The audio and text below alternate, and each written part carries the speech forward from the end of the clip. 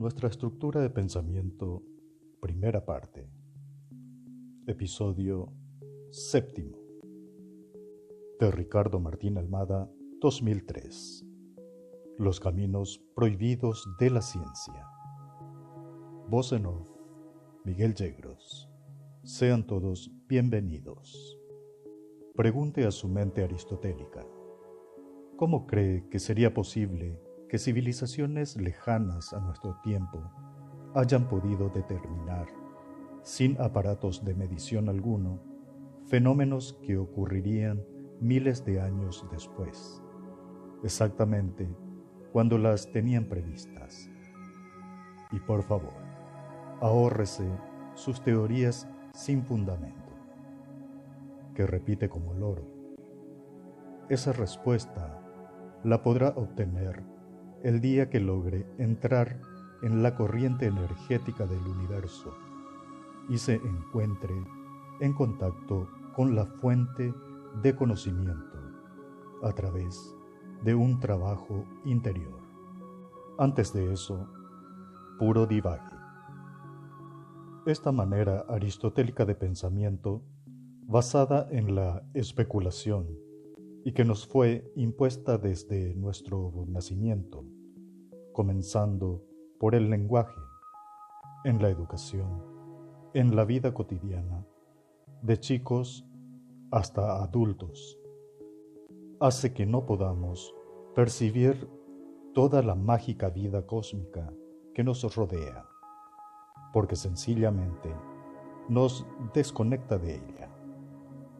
Nosotros vivimos una realidad que no es más que una especulación de ella. Observe y haga la prueba. Cuando usted mira un jardín, ¿se ve integrado a él o excluido de él? El hecho de que nuestra mente divida todas las cosas hace que no podamos percibir la interconexión entre todos. Imagino que seguirá pensando que cada uno es independiente y no existe tal conexión. Observe y constate estos ejemplos. ¿Por qué cree que ante un colérico o deprimido las plantas se marchitan? ¿Por qué cree que los animales sienten nuestra tristeza o nuestra alegría? ¿Por qué los latinos, que fuimos agraciados con un clima cálido, lleno de sol, tenemos un carácter más hospitalario o extrovertido y alegre? ¿Y por qué cree que los habitantes de países con clima frío, permanentemente nublado y con llovizna, tienen carácter introvertido, egoísta, independiente y apático? Si supuestamente todos somos individuos independientes, principio de identidad, no contradicción y tercero excluido, ¿cómo es que la naturaleza influye en nosotros y nosotros en ella? Observe si este fenómeno, que los científicos tildan de estados psicológicos, no son más bien la interconexión clara entre todos. Cuando estamos en armonía y conexión con la vida, todo florece en nuestro interior y a nuestro alrededor. Por eso decimos, en armonía con nuestro entorno. Mientras que, al contrario, viviendo desconectados de la naturaleza y aferrados al mundo materialista y egoísta, nuestro desequilibrio interior se exterioriza y afecta a todo nuestro entorno igualmente. Observe y constate. ¿Cómo explica que una madre que ama a su hijo sienta cuando éste se encuentra en peligro? ¿O cuando dos personas que se aman se sientan uno al otro a miles de kilómetros? ¿O simplemente la telepatía? ¿O cuando un perro aúlla ante la muerte de alguna persona que se encuentra lejos? Con estos ejemplos que los pondremos a encontrar a cada momento en la vida cotidiana a través de la observación consciente. Determinamos que existe una interconexión entre todos. Observe y constate. Esta conexión invisible o imperceptible a nuestros sentidos físicos condicionados. Se trata de energía que está en constante intercambio.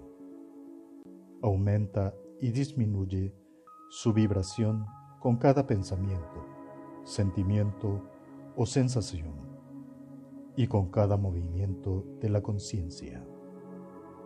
El cuerpo humano diariamente está cambiando. Minuto a minuto está llevando a cabo procesos en las células, moléculas, átomos, etc. Nadie puede decir que hoy está igual que ayer, porque, aunque no lo perciba, está cambiando todo el tiempo. Pero para nuestra mente, como no percibe estos cambios, simplemente no existen.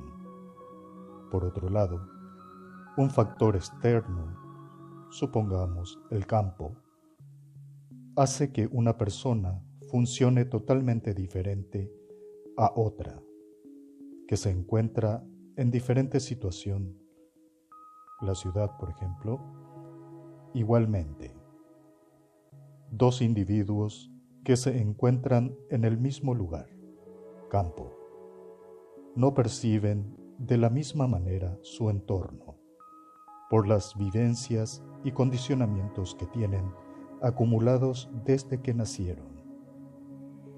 Por lo tanto, este mismo entorno afecta a sus cuerpos y mentes de manera diferente. O sea, que ante una misma situación nadie reacciona de igual manera. Por lo tanto, los estudiosos de todas las áreas no deberían englobarnos en una fórmula obtenida en un momento determinado y que luego toman por la realidad permanente. Es por eso el fracaso de la ciencia y religiones ante los problemas humanos. No asimilan los cambios, son mecanicistas y simplistas, discapacitados espirituales, para percibir la realidad que nos envuelve. El conocimiento es riqueza. Muchas gracias por asistir. Voz en off, Miguel Yegros.